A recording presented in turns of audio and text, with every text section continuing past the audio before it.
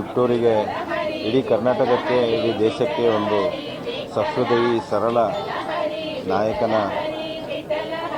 ಅಗಲಿಕೆಯಿಂದ ಅತ್ಯಂತ ಒಂದು ದೊಡ್ಡ ನಷ್ಟವಾಗಿದೆ. ನನಗೆ ವೈಯಕ್ತಿಕವಾಗಿ ನಮ್ಮ ಕುಟುಂಬಕ್ಕೆ ತುಂಬ ದೊಡ್ಡ ನಷ್ಟವಾಗಿದೆ. ಇದನ್ನು ತುಂಬಲಾರದಂಥ ನಷ್ಟ.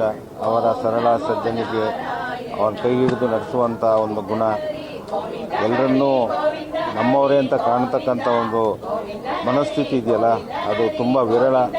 ಇಂಥ ಒಂದು ಸಜ್ಜನ, ಸರಳ ರಾಜಕಾರಣಿ ಅನ್ನೋದಕ್ಕಿಂತ ಒಂದು ಒಳ್ಳೆಯ ಸಜ್ಜನಿಕೆಯ ಮನುಷ್ಯ ಸಿಗೋದು ತುಂಬ ಕಷ್ಟ.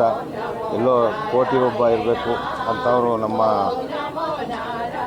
ತಿಪಟೂರು ಈಗ ಜಿಲ್ಲೆ ಆಗೋಂಥ ಒಂದು ಸಮಯ ಬಂದಾಗ ಇರಬೇಕಾಗಿತ್ತು. ನಮ್ಮೆಲ್ಲರ ಜೊತೆ ಇನ್ನೂ ಹಲವಾರು ವರ್ಷ ನಮ್ಮ ಜೊತೆ ಇದ್ದು ನಮ್ಮನ್ನು ಮುನ್ನಡೆಸಬೇಕಾಯಿತು. ಅಂಥವ್ರನ್ನ ನಾವು ಇವತ್ತು ಕಳ್ಕೊಂಡಿದ್ದೀವಿ. ಅತ್ಯಂತ ದುಃಖದ ಸಂಗತಿ.